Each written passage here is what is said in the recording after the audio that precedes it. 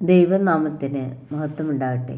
സഹോദരങ്ങളെ, മത്തായി 1-ാം അധ്യായത്തിൽ യേശുവിൻ്റെ വംശാവലിയെക്കുറിച്ച് പറയുമ്പോൾ 4 സ്ത്രീകളെക്കുറിച്ച് പരാമർശിക്കുന്നുണ്ട്. അതിൽ താമാർ, രാഹാബ്, റൂത്ത് എന്നിവരുടെ പേരുകൾ വ്യക്തമായി പറയുമ്പോൾ ബത്ശബയുടെ പേര് പറയാതെ പറയുന്നു, ഊരിയാവിൻ്റെ ഭാര്യ എന്ന്. ഇവരെക്കുറിച്ച് നമുക്കൊന്ന് പരിശോധിക്കാം. ഇവരെല്ലാം ഈ വംശാവലിയിൽ എത്തിപ്പെടാൻ അർഹതയില്ലാത്തവരാണ്. റൂത്ത് ഒഴികെ ആർക്കും മാതൃകാപരമായൊരു സ്വഭാവം പോലും ഉണ്ടായിരുന്നില്ല. നമുക്കിതൊന്ന് വിശകലനം ചെയ്യാം. താമാർ എന്ന സ്ത്രീയെ ഉൽപ്പത്തി 38-ാം അധ്യായത്തിലാണ് നാം കാണുന്നത്. അബ്രഹാമിൻ്റെ പേരക്കുട്ടിയായ യാക്കോബിൻ്റെ മകനായ യഹൂദയുടെ മരുമകളാണ് താമാർ. ഉൽപ്പത്തി 38-ാം അധ്യായം വായിച്ച് താമാറിനെ കുറിച്ച് അറിയുക. താമാറിൻ്റെ 2 ഭർത്താക്കന്മാർ മരിച്ചിട്ടും യഹൂദ നിയമം അനുസരിച്ച് കിട്ടേണ്ട പരിഗണന ലഭിക്കാതെ വന്നപ്പോൾ താമാർ സമീപിച്ചത് അമ്മായിയപ്പനായ യഹൂദയെയാണ്. അതിലുണ്ടായ പെരസ് ആണ് യേശുവിൻ്റെ വംശാവലിയിൽ നാം കാണുന്നത്. ഒരു പാപത്തിൻ്റെ കഥയാണ് ഇവിടെ നമുക്ക് ദർശിക്കാനാവുന്നത്. അർഹതയില്ലാത്ത ഇവർ എങ്ങനെ മിശിഹായുടെ പരമ്പരയിൽ ഉൾപ്പെട്ടു? ദൈവത്തിൻ്റെ കൃപ എന്നല്ലാതെ എന്തു പറയാൻ? അടുത്ത സ്ത്രീയാണ് രാഹാബ്, ഒരു കനാന്യ സ്ത്രീ, അതായത് അന്യജാതിക്കാരി. അതുമാത്രമായിരുന്നില്ല, ഒരു വഴിപിഴച്ച സ്ത്രീ കൂടിയായിരുന്നു രാഹാബ്. ജോഷ അയച്ച ചാരന്മാരെ വീട്ടിൽ ഒളിപ്പിച്ചു പാർപ്പിച്ചു എന്നതാണ് രാഹാബിനെ കുറിച്ച് ബൈബിൾ പറയുന്നത്. എബ്രായർ 11:31 വിശ്വാസത്താൽ രാഹാബ് എന്ന് പറയുന്നു. അതായത് അവൾ ഒരു വിശ്വാസിയായിരുന്നു. ദാവീദ് രാജാവിൻ്റെ മുതുമുത്തശ്ശിയായി മാറി പിന്നീട്. അടുത്ത സ്ത്രീയാണ് റൂത്ത്. റൂത്ത് ഒരു യഹൂദ സ്ത്രീ ആയിരുന്നില്ല, മോവാബ് ദേശത്ത് നിന്നുള്ളവളായിരുന്നു. യഹൂദന്മാർ വെറുത്ത ഒരു ജനത. റൂത്തിൻ്റെ പുസ്തകത്തിൽ ഇസ്രായേല്യനായ ബോവസും റൂത്തും സാധ്യതയില്ലാത്ത ദമ്പതികളായിരുന്നു. പക്ഷേ ദൈവത്തിൻ്റെ കരുതലിൽ അവർ വിവാഹത്തിൽ ഒന്നിച്ചു. ദാവീദിൻ്റെ മുത്തശ്ശിയായിരുന്നു അവർ. അങ്ങനെ മിശിഹായുടെ പരമ്പരയിൽ പ്രവേശിച്ചു.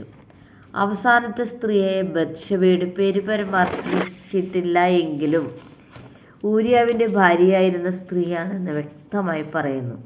ദാവീദ് രാജാവിൻ്റെ പാപത്തിൻ്റെ ആ കഥ എല്ലാവർക്കും അറിയാമല്ലോ. വ്യഭിചാരത്തിൽ നിന്ന് ആരംഭിച്ചതാണല്ലോ ആ ദാമ്പത്യം. ഇങ്ങനെ ഒരു വിധത്തിലും സാധ്യതയില്ലാത്ത 4 സ്ത്രീകളാണ് ഈ വംശാവലിയിൽ ഉൾപ്പെട്ടിരിക്കുന്നത്.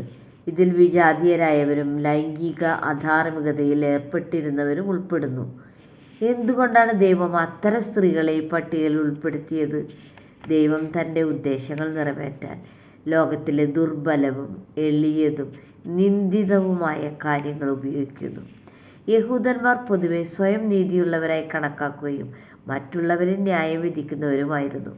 അവർ വിചാരിച്ചിരുന്നത് അവർക്ക് നിത്യജീവൻ ലഭിക്കുമെന്നാണ്. എന്നാൽ ഇതിനുള്ള കടുത്ത ഒരു മറുപടിയാണ് ഈ വംശാവലി. പാപികളുടെ ഒരു നീണ്ട നിരയിൽ നിന്നാണ് യേശു ജനിച്ചത്.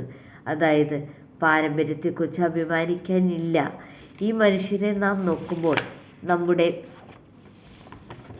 ശ്രദ്ധ വേണ്ടത് പാപത്തിലല്ല, ദൈവകൃപയിലാണ്. കൃപ എന്ന് വെച്ചാൽ നമുക്ക് അർഹതയില്ലാതെ ലഭിക്കുന്ന ഒന്നാണല്ലോ. ലൂക്കാസ് 19:10 യേശു പറയുന്നത്, യേശു വന്നത് നീതിമാന്മാരെ വിളിക്കാനല്ല, മറിച്ച് പാപികളെ മാനസാന്തരത്തിലേക്ക് നയിക്കാനാണ് എന്നാണ്. യേശു ക്രിസ്തു ലോകത്തിലേക്ക് വന്ന് പാപികളെ അവരുടെ പാപങ്ങളിൽ നിന്ന് രക്ഷിക്കാനാണ്, അല്ലാതെ മതവിശ്വാസികളാക്കാനല്ല, നിത്യരക്ഷ നൽകാനാണ്. യേശുവിൻ്റെ കൃപ ലഭിക്കുവാൻ, രക്ഷ സ്വീകരിക്കാൻ പാരമ്പര്യം വേണ്ട, സ്വഭാവശുദ്ധി വേണ്ട, കുടുംബ പശ്ചാത്തലങ്ങൾ വേണ്ട.